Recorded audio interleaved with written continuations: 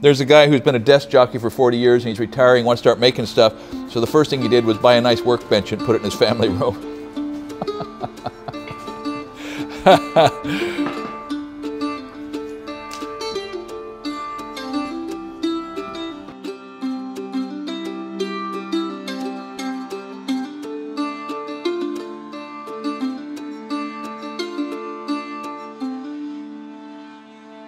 So we're in November already, and this is the first time since the middle of May that we've been in this shop doing anything with a camera.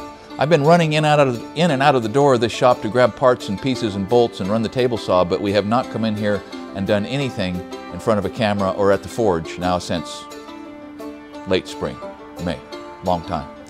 But all that time the mail's been piling up, so we finally have a minute to show you some of this stuff. And it's always amazing to open these packages and these envelopes. So here we go. The first few items are some things that came in the mail from people I met in Texas at the Good of the Land Festival, and some items that I brought back with me from the Good of the Land Festival, which was a great time. But the first and most sort of awe-inspiring thing that came in the mail was from Mark Lyon that I met in Texas. And he sent me a segment of a front leg bone of a giraffe. Now the thing that makes the front leg bone of a giraffe so interesting is that it's almost solid. If you're familiar with bones and leg bones at all, you know, I mean, think of the femur on a deer or something. It's just a rind of the solid portion and then a lot of marrow. But the giraffe leg bone apparently has to take so much abuse that that is a serious chunk, right? Enough that you can get knife scales out of the sapwood. I mean, I'm thinking now in terms of sawmilling, the sapwood, the heart. There's knife scales in the rind on that thing, and look at it, it's built like an I-beam. I know nobody would want to get hit with the front leg of a giraffe, and I can't wait to dig into it. He also sent me a couple pieces of camel thorn wood. Never heard of it, never seen it, but that's going to find its way onto a knife handle or a sword handle or something, so thank you, Mark.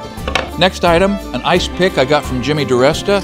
He swears by it. I mean, I think there would probably be some things that you could do with that ice pick that would get you on the front page of the newspaper. Thank you, Jimmy. Good to meet you. I got to sit down and talk with Eric from Hand Tool Rescue again.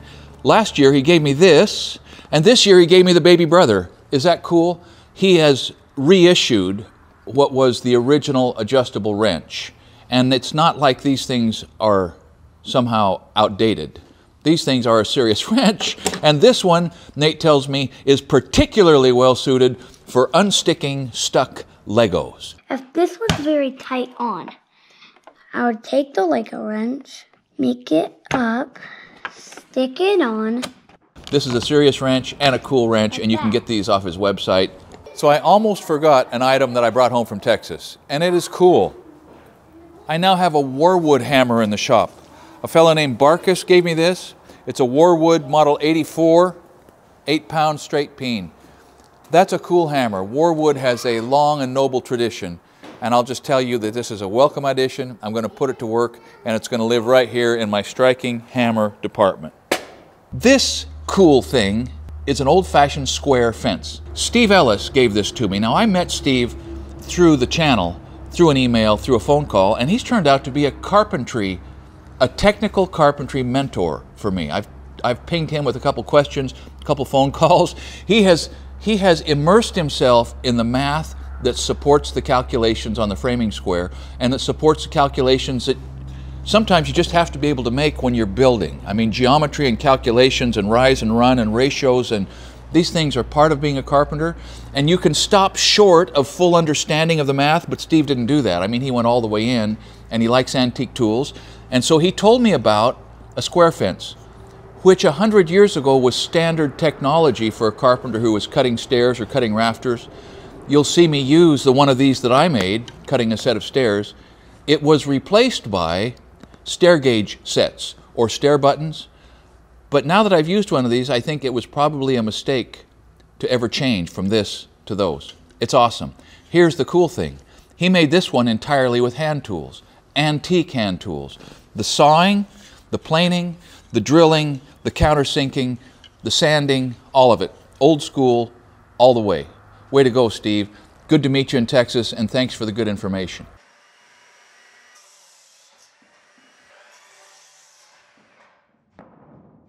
These next items, as you probably know, have come from somewhere up in deep dark Canuckistan, right? Canada is now short a boned out skill saw and a couple of copper hammers. They came down from AVE. Now, skill saw first. So one of the concerns I had about switching over from the old Mag 77 to the new Mag 77 was I didn't have any spare parts. I had sort of a stack of old thrashed saws, and I could always go over there and take off a piece or a part if one got bent or broken or lost or whatever on the saw that I was using at the time. And switching over to the new saw meant, when this one fails at all, it has to go to the boneyard and I have to buy a new saw even if it had life left. So, nice to have this gear. Thanks for that. So the other thing that came from up north in a separate box was these two pretty incredible copper hammers. Now, I don't know how much these weigh for sure, between 5 and 6 pounds, and I have never seen or heard of a 5 to 6 pound copper hammer, and there's a couple reasons for that, I think. The first of those has to be that a copper hammer is meant to encourage and tap and persuade things into place when you don't want to hurt them. Typically they are smaller for finer work, but I can see that a millwright would be pleased to have a copper hammer heavy enough to really move the end of a shaft that you don't want to upset but needs to be moved. So there's that.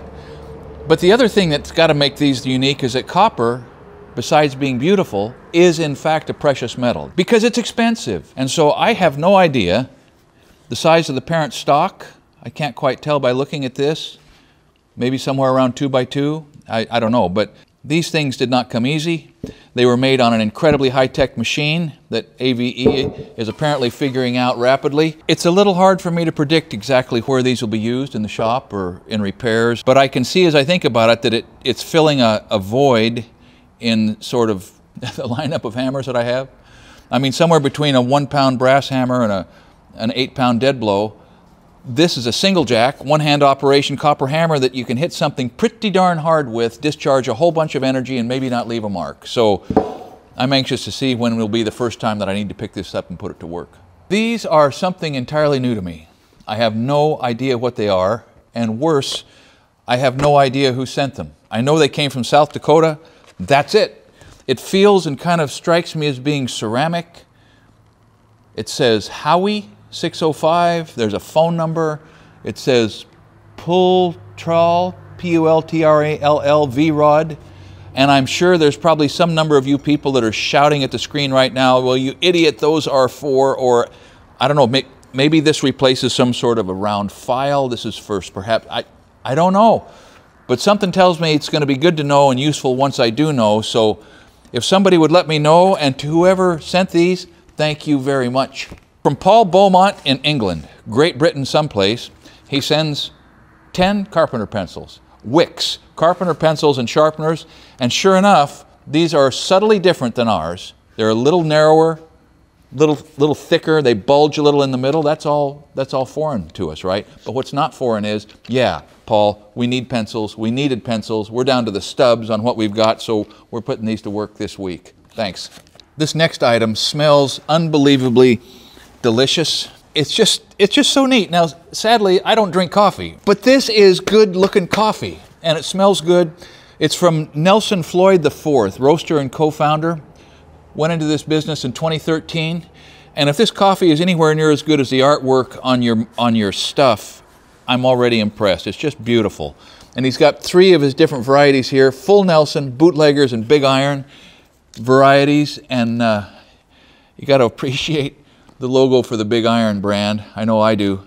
So Nelson, best of luck. I can't see how you can do anything but succeed with this. It's just so cool. I'm going to give part of this to Cy. Cy's a coffee drinker and a coffee appreciator, and I'm going to give the other part to Ken Jordan, my good friend who shows up in so many of the videos, smoking the pipe. There is no better destination for this stuff than for those 2 gentlemen. So thank you very much, Nelson. This next item is spectacular. It comes from Kevin Cameron at Paragon Forge. And let me say this, first of all, Kevin, I apologize that it took me so long to open this and get a response back to you. It's been sitting on my shelf for a long time. And I think about how I would feel if I spent the time that it took to forge, and including punching and drifting and grinding and shaping and making that. If I spent that time and got no response from somebody, I would be thinking, thanks a lot, buddy. Well, please don't think, Kevin, that the delay in getting to this was because I don't appreciate what you've done here. And for those of you who maybe are not blacksmiths, you need to understand that making a tomahawk is way different than making a knife. They each have their own challenges. They each have their own, the obstacles that they present. And the obstacle with making a tomahawk is putting the eye in there. That is some real forging. That's real blacksmithing. Getting the same amount of material on each side of the eye, having the eye square to both axes of the head, anticipating and balancing how much material on each side of the hole. These things take practice. And Kevin, you did a fine job. I mean, the grind is nice, the center line is nice. I mean, you know, the shoulders are evenly matched, and you've got EC on one side and C on the other, and the thing's sharp, and it's 1095, and the handle is so I love that. I love the way that those finger scoops solve the problem with the handle getting slippery, okay? I like it. Kevin makes these things and sells them. He makes the eyes. We will have information that you can get about how to get to him. By the way, he was also on Forged in Fire. Knife or Death, Season 2, Episode 9. How about that? The Military All-Stars, because he was a Marine. My brother was a Marine, by the way. Thank you for that. And so a lot of what he makes is sold to military personnel. Kevin, much appreciated, much respect. This is, if you haven't already figured it out, a real Burke bar. This is made by Meadows Burke Company, sent to us. Thank you very much. I haven't had my hands on a full-size Burke bar that says Burke bar since I worked in Las Vegas for Martin Harris Construction. So that's kind of cool. It's identical in every way to the blue ones and the gray ones and the gold ones and all the other ones that I have and use and that I've been sent and that I've built. It will be, for the first week or so, the only unscratched tool that I own. Probably going to use it as a daily driver. Delighted to have it.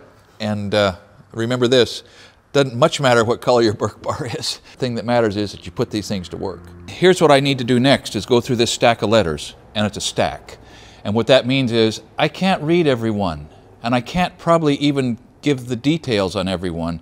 But here's what you've got to know, and that is I've read every one, some of them twice. One of the letters that I just have to acknowledge is from Ruben Hernandez. It was great to talk to you on the phone. Sorry it took me so long to open your mail, and thanks for your generosity. Nice letter from Kevin at Paragon Forge. I already showed you the tomahawk. Adam Kanipe, nice coins, biblical scriptures, real wisdom, real power in those scriptures, and I'm going to find the people I know in my life who need to have one of these on their refrigerator. Thank you. Another generous gift from George in Atlanta.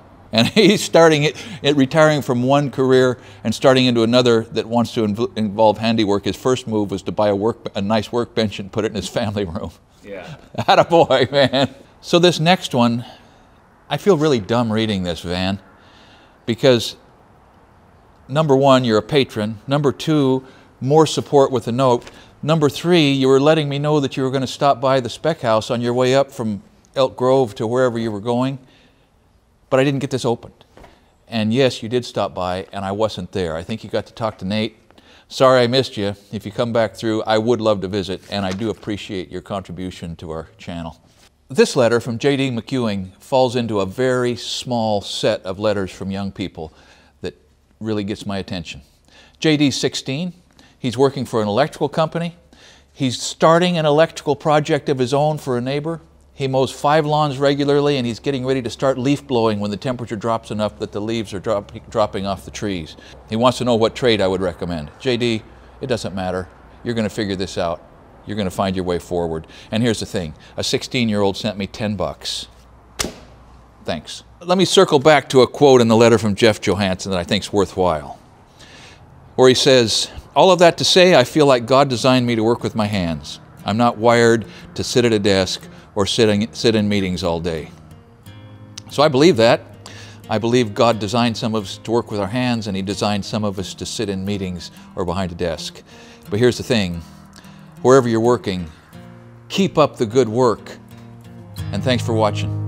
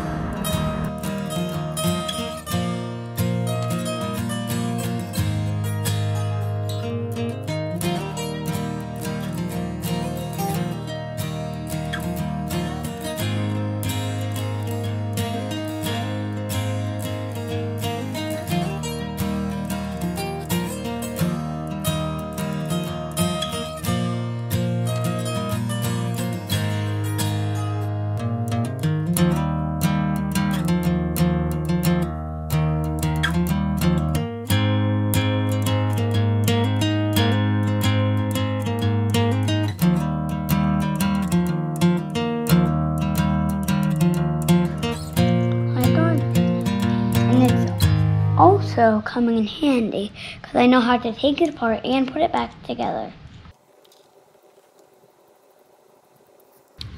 Now all that is taken apart. Those are all the supplies I need. Then put this in with the hole facing up. I put the nail down this slot and make part of it go into it. Twist it so that's going the same way. And twist this so it's making its way down. And you just do that until it's connected.